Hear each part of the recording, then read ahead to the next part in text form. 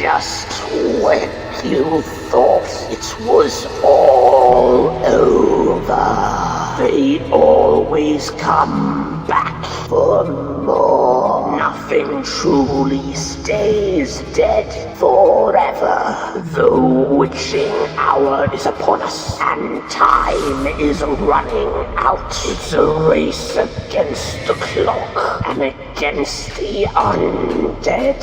This is the Venom month of horrors for Corona Fever. The Shining, based off of the Stephen King novel of the same name, features Jack Torrance, played by Jack Nicholson, and his family, wife Wendy, played by Shelley Duvall, and Danny, played by Danny Lloyd. Jack is hired as the winter caretaker of the Overlook Hotel, situated in the mountains in the middle of nowhere. They meet the chef, Dick, played by Scatman Crothers, which sounds like a serial killer already. I knew it.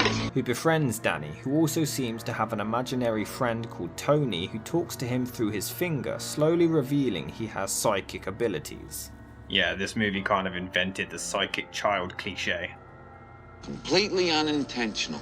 As Jack begins to slowly go insane inexplicably and attack his own family before meeting his own demise. The movie came about when Stanley Kubrick was reeling from the failure of his picture Barry Lyndon, and he wanted to make a film loved by both critics and the box office. Stephen King was informed that Kubrick had his people bring him piles upon piles of horror books for him to go through. Kubrick's secretary heard the sound of each book hitting the wall as the director flung it into a reject pile after reading just the first few pages. Finally, one day, the secretary noticed that it had been a while since she had heard the thud of another writer's work biting the dust. She walked in to check on her boss and found Kubrick deeply engrossed in reading The Shining. There's something inherently wrong with the human personality. There's an evil side to it. One of the things that horror stories can do is to show us the archetypes of the unconscious. We can see the dark side without having to confront it directly. I am not gonna let you this up. King learned of this when he received a phone call from Kubrick himself, and due to the time difference, it was the early hours of the morning for Stephen.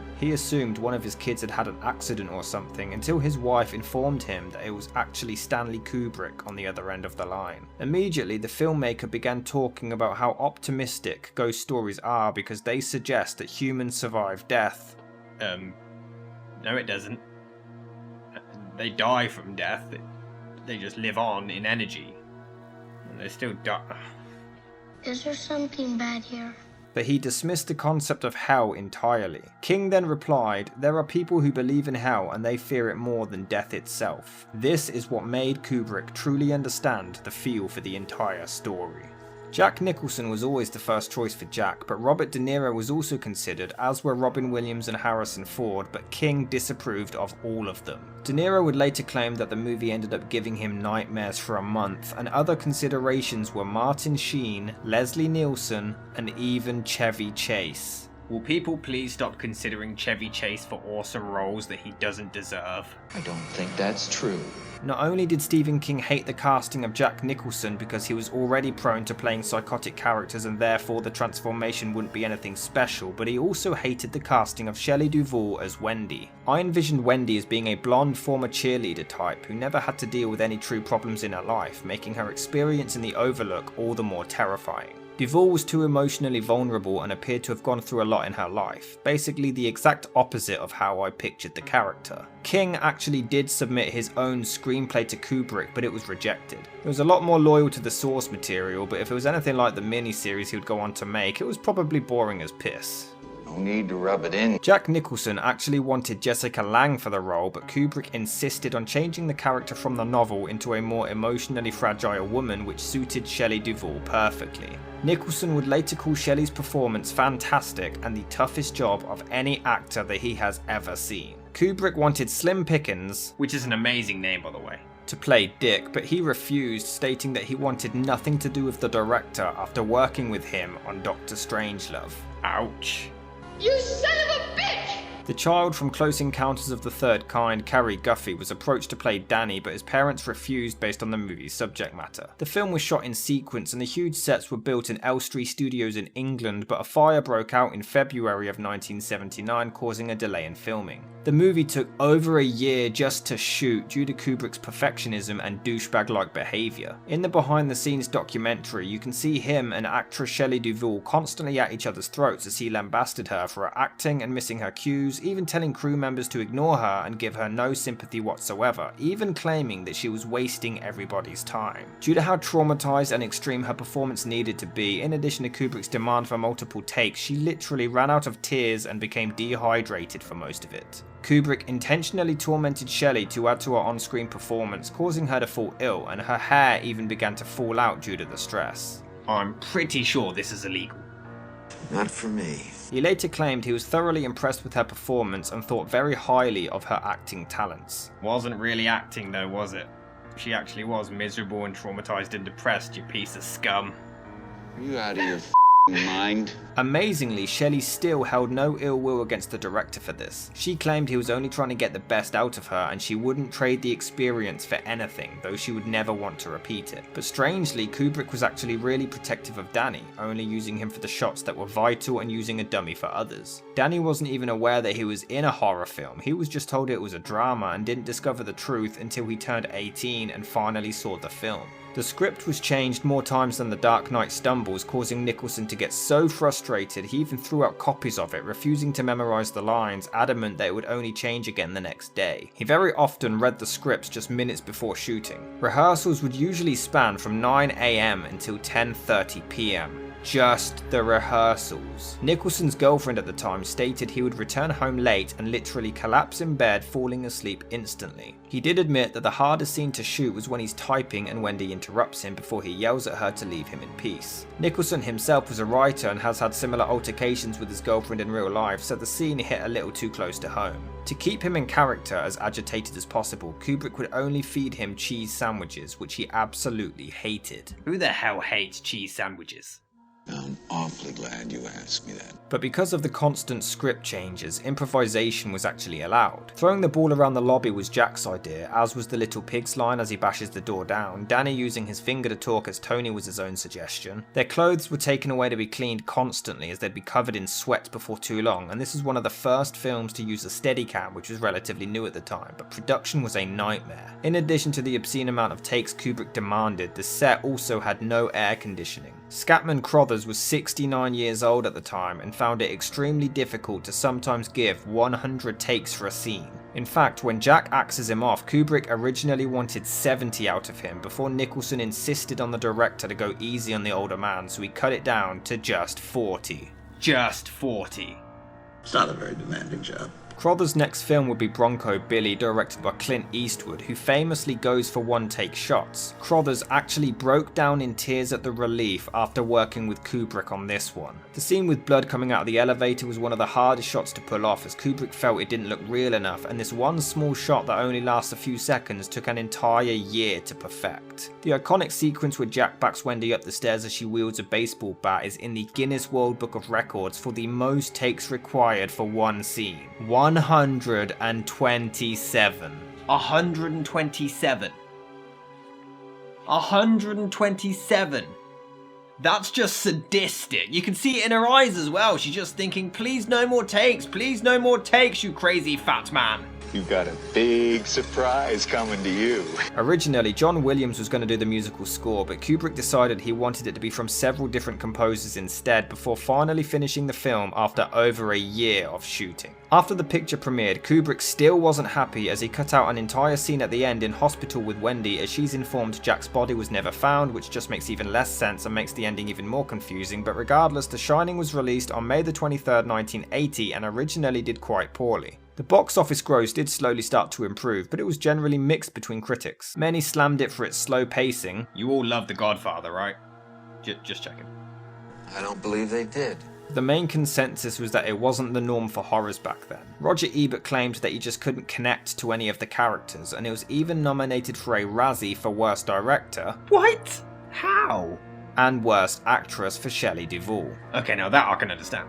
Okay, I understand. However, over the years, people suddenly backtracked, and Ebert put it on his great movies list, and even said, Stanley Kubrick's cold and frightening The Shining challenges us to decide, who is the reliable observer? Whose idea of events can we trust? It is this elusive open-endedness that makes Kubrick's film so strangely disturbing. My opinion has drastically changed. Stars Jack Nicholson and Shelley Duvall had great resentment for the film's reception, believing that far too much emphasis was put on Stanley Kubrick's direction and not enough on the actual actors starring in the film, both considering it the hardest of their careers. The AFI selected The Shining as 29th in the 100 Years 100 Thrills, Jack Torrance as the 25th greatest villain, and the famous line, Here's Johnny! as the 68th greatest quote, with Premiere putting it as 36th, which is amazing considering Nicholson improvised it and Kubrick didn't understand the reference to the Johnny Carson show and almost didn't even use it. Channel 4 picked it as the scariest movie ever made, with Entertainment Weekly putting it as 9th, Total Film picked it as the 5th best horror, Bravo called this the 6th scariest movie moment ever, Legend Martin Scorsese picked it as one of his top 11 scariest horrors in history, but unfortunately original author Stephen King was not a fan. He admitted that it has memorable imagery but it's a poor adaptation, and it's the only adaptation of any of his novels that he remembers ever hating. He did confess that Kubrick's version did contribute something of value to the horror genre, and because of that,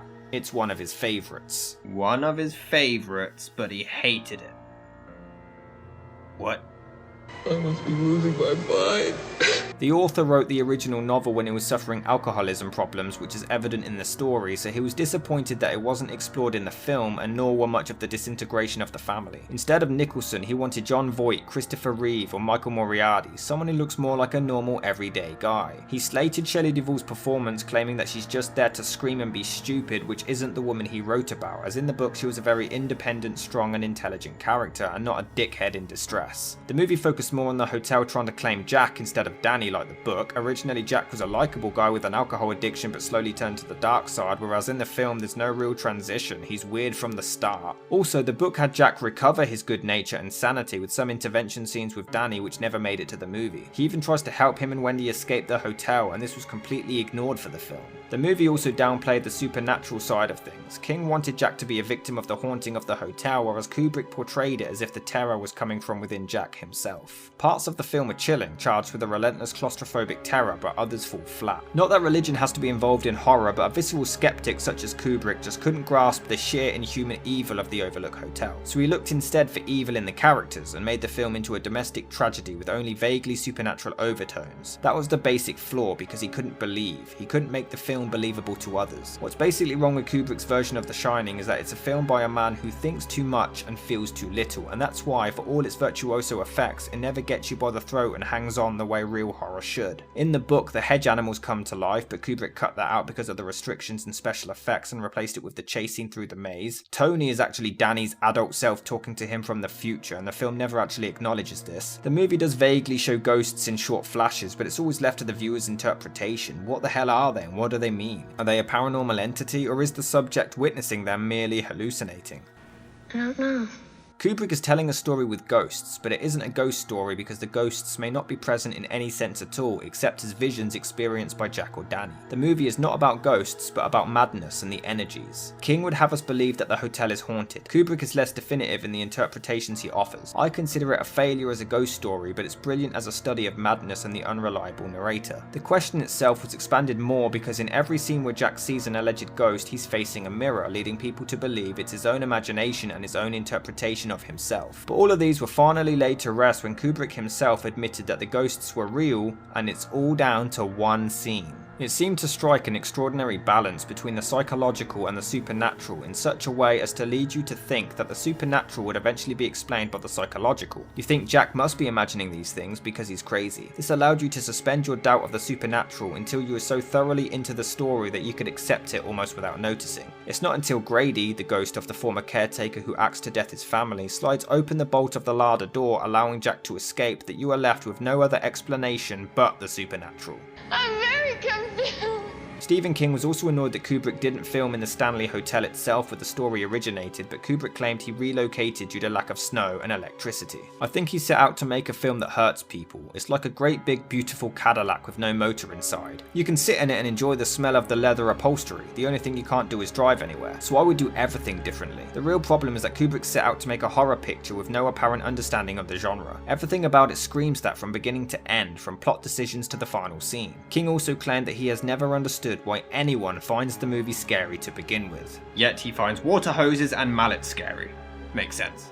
How could you? The Shining I consider a masterpiece. I can see where Stephen King is coming from. Nicholson doesn't really come across as normal at the beginning. I mean, this is one of his first scenes. I know all about cannibalism. I saw it on TV. See? It's okay. You saw it on the television. Creepy.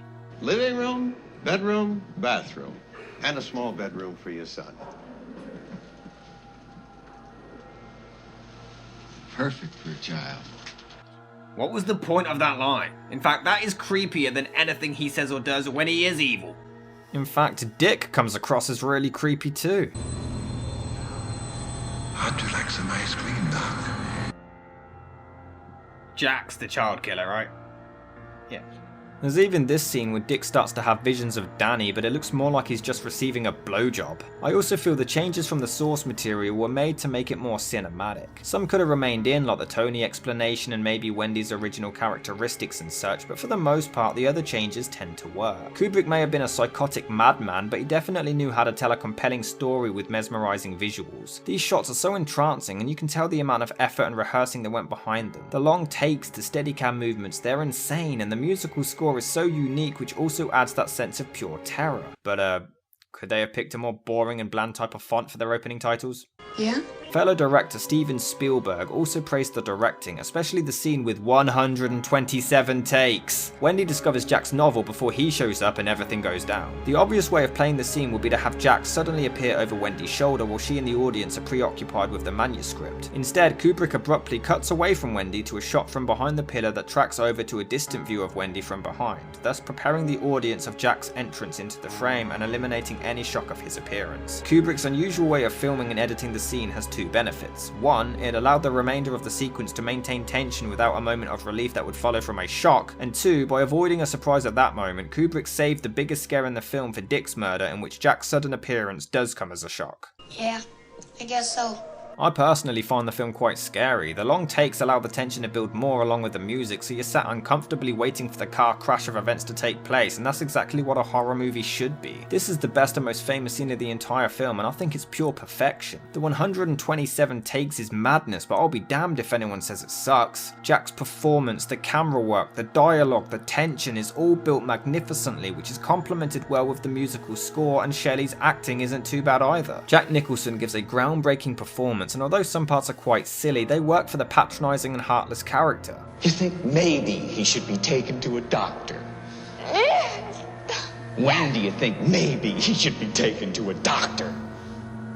As soon as possible. As soon as possible. Everyone else is fantastic, except Shelley Duvall. Seriously, this scene I just mentioned, she's only okay, and that's compared to the rest of the film where she's terrible. Well, I wouldn't like to say. Most winters they stay that way until spring. Over.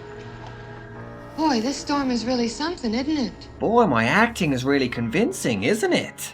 I'm quite surprised so many people liked her performance, but that's their opinion. I thought she was awful. I understand you'd be in a state of hysteria under these circumstances. In real life and the movie.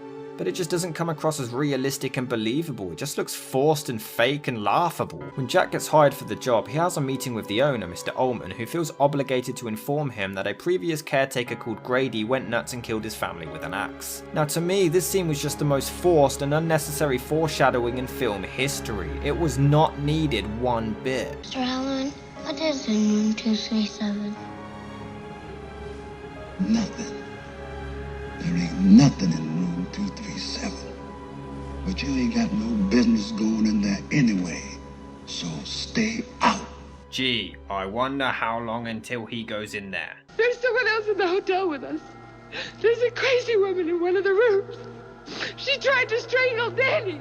If you were apparently alone in a hotel and you were actually convinced that there was a woman in there with you that just strangled your child, Why would you then leave him alone?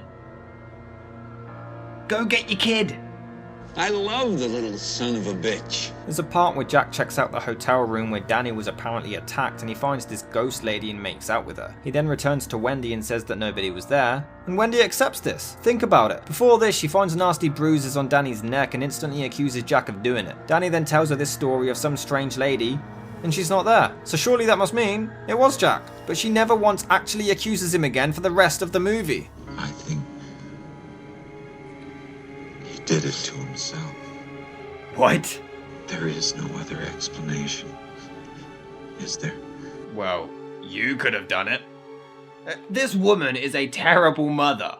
She leaves her son alone when there's apparently abusive women around. She lets her husband beat the crap out of him. So Jack flips and yells at Wendy before storming off, making himself look even more guilty. Seriously, surely now should be the time that she takes Danny and leaves, but nope. Everything's okay. Now they do show at one point that the snow is too heavy and the car is pretty much useless now, but logically you'd sooner wrap your boy up as much as possible and walk through the snow and try to reach civilization rather than remaining in a hotel with a crazy psychopath with an axe. She even manages to bloody go to sleep. I'd never sleep again, let alone in the same building. And Danny then gets taken over by the spirits of the hotel wielding a knife at Wendy. How come Wendy's never affected? Jack has a scene where he meets a waiter called Grady, which we'll discuss more later, but it drags on for way too long. For a film littered with scenes that aren't developed upon as much as they could have been, it's just bizarre that this almost entirely pointless one lasts as long as it does. Would tiny ass Shelley Duvall really be able to drag big ass Jack Nicholson around like this? Sorry, I'm gonna say no. Yes. And not only can she drag heavy ass Jack Nicholson around, but she can't open up a wedged window. Go figure. When Dick gets killed off, the only downfall is Jack's acting and his ludicrous hopping as he does it. It's odd because in the behind the scenes documentary, Kubrick would ridicule Jack for over the top fake acting, but somehow kept this in the film. He looks ridiculous. I'm the killer. Take me seriously. Awfully nice of you to say. Also, during the final act, Danny is hiding in a cupboard. Jack calls his name, and he comes out, and then runs away. I'm gonna hide from Dad. And then as soon as he says my name, I'm going to come out, just to run away.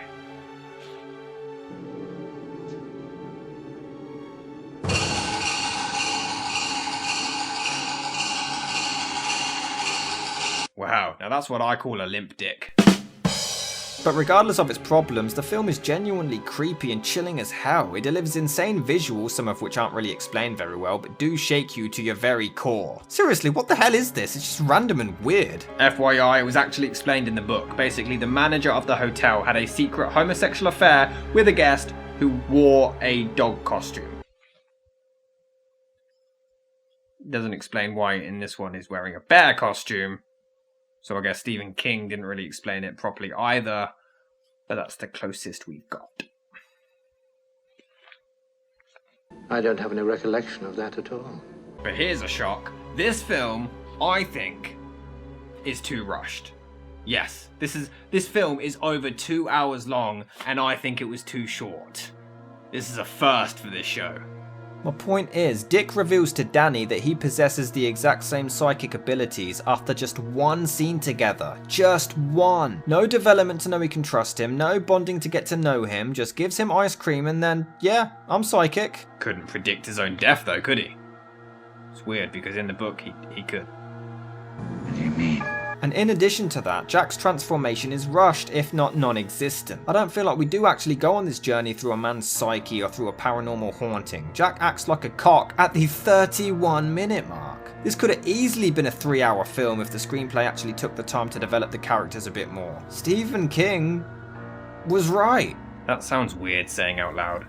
That is, quite a story. I dig films that leave things up to the viewer's interpretation, which this movie does. The film has so many bizarre images which a lot of the time are left unexplained and are left up to your own opinion, including the ending. We see a photograph of the hotel guests from 1921 and Jack seems to be there. Many believe this is a sign of reincarnation, which is added onto the fact that Mr. Ullman claims the caretaker Grady killed his family. Jack then confronts a Grady at the party who has a different surname and actually claims that Jack is the caretaker, implying that Grady too was reincarnated but kept his first name. It would explain Jack being drawn to this specific hotel, and in fact maybe even explain why he was a bit weird and psychotic at the very beginning. Others believe that Jack was simply absorbed into the Overlook Hotel itself. As the ghostly butler Grady tells him during their confrontation in the men's toilet, "You're the caretaker, sir. You've always been the caretaker." Perhaps in some earlier incarnation, Jack really was around in 1921, and it's his present day self that is the shadow, the phantom photographic copy. But if this picture has been there all along, why has no one noticed it? After all, it's right at the centre of the central picture on the wall, and the Torrances have had a painfully drawn out winter of mind-numbing leisure in which to inspect every corner of the place. Is it just that the thing in plain sight is the last thing you see? When you do see it, the effect is so unsettling because you realise the unthinkable was there, under your nose, overlooked, the whole time. Wow.